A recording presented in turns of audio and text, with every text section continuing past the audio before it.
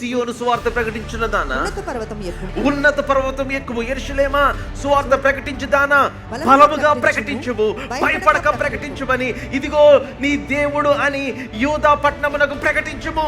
There is another mountain that you need to conquer, dear child of God. There is another mountain that you need to go. Amen.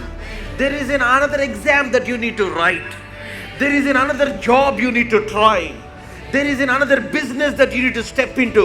రాయవలసిన exam ఇంకొకటి ఉంది, నువ్వు apply చేయాల్సిన job ఇంకొకటి ఉంది, నువ్వు start చేయాల్సిన business ఇంకొకటి ఉంది.